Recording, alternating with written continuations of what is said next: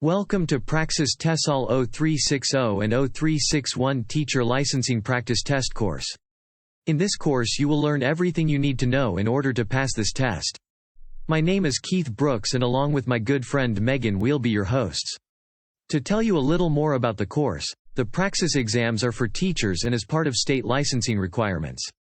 This exam will assess your skills in listening, assessment, culture, grammar and ideology. First and foremost, the one thing that most teachers want to know is how is this test rated. All Praxis Test scoring remains a mystery. This test has 120 questions and it's graded between 0 and 200. If this is true, each question has a certain point value which is 1.67 points. And, if that's true, I got between 8 to 9 questions wrong on this exam as I received a score of 180, or out of 120 questions I got 110 correct. But, it's also believed that some questions have higher values, while other questions have no values and others are thrown out completely. Which means if a question is extremely difficult, you will receive more points for it. If the question is very easy and a lot of people can answer it, then it has no value, or if there is a mistake in the writing of the test or in the answers, the question also has no value. That question is actually thrown out.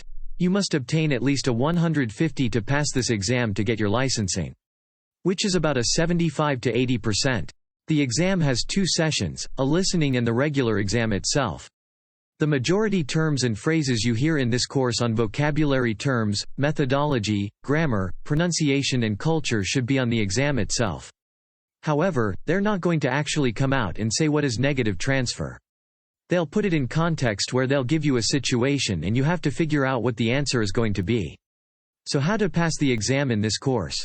I will explain hundreds of vocabulary terms that will be crucial to pass the Praxis test and to pass this course. Study these lists as much as possible.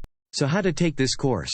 The best thing I would recommend is watch the training videos before taking the practice tests. Each practice test is similar to the next. You don't have to take them at the end of each section. If you want to wait until you're done watching all the videos, taking all the notes you can. Then study your notes before taking the 6 tests. Write down terms you don't understand. This will help you focus on them, remember and understand them. Study them and try to aim for 80% on the practice tests. Again, study the terms as much as possible. Go slow. Look for clues in the questions. For example, a speaker says, "I go 3 hour." The question may be of the following.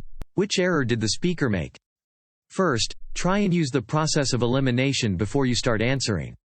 You can probably eliminate the third person singular, he, she or it, since the speaker said I. You can also eliminate the past tense. This represents a present tense situation. So you can cross that one off.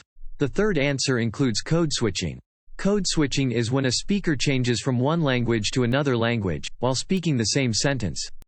And since this is all English, you can cross that one off. So the correct answer is negative transfer.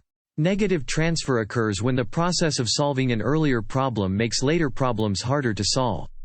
It is contrasted with positive transfer, which occurs when solving an earlier problem makes it easier to solve a later problem. So if you know the ESL vocabulary terms, you will know the answer. I hope to see you in class soon. Thank you very much.